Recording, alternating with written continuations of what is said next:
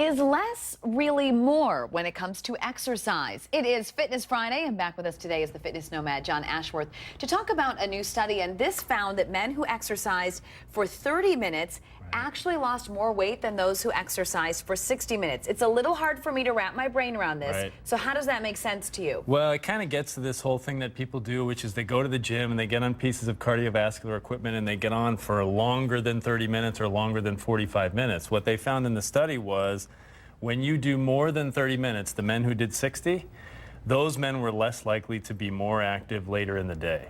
So I put together a list of kind of the differences, and I focused on that 30-minute group. So talk about the benefits that the 30-minute group got. Right. So according to this investigation, the big benefit was that the 30-minute session increased energy to a greater degree. It created more vitality, which meant that those men were more excited about getting more physical activity later in the day, like walking the dog a second time, biking to work, things like that. Not going to the gym and doing your 60 minutes, Exactly. but maybe something a little extra like stairs. Right, right. Okay. What they theorized was that the 60-minute session was just enough to make those men a little more tired and lacking the kind of recovery that you need from your workout, so they didn't have as much of that energy and vitality, and so they did less in the off time outside of the gym. And that's how the calories burned is actually not as much because you add up all the calories in a day. Exactly. Okay. And that's the big point that I want to get across here, is that we tend to look as the gym sometimes as the end-all be-all place to get all your exercise, and it's not. You have to do that exercise session,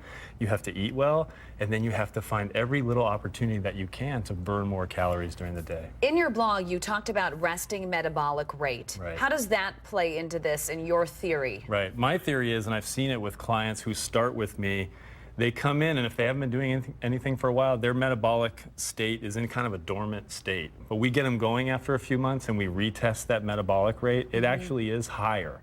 You are activating more physiological, more of you when you start exercising and eating better, and so that increases your metabolic rate by just a little bit, but that little bit makes a huge difference in the long run. And you think the 30-minute population probably had that working for them? I think so. Recovery, really quickly, also an important factor in this? Yeah, I think this also points out it's so important to get enough recovery, and everybody tends to underestimate that. You work out, you need to recover. You need to eat, you need to sleep, you need to drink water so that the next time you go to do it, you have what you need. So don't be proud of yourself if you're getting up and going to the gym and then taking an aerobics class and then going for a 4-mile run. And I have friends I can think of who do this sort of thing because it really might not benefit you long term. If you do too much, you have to be careful about doing too much in the long term. Okay. Right. John, thank you very much. We appreciate it. If you'd like to read John's blog on how to lose more weight with less exercise, sounds good. We'll go to NBC15.com, click on news links. We'll have a final look at your weekend forecast after this.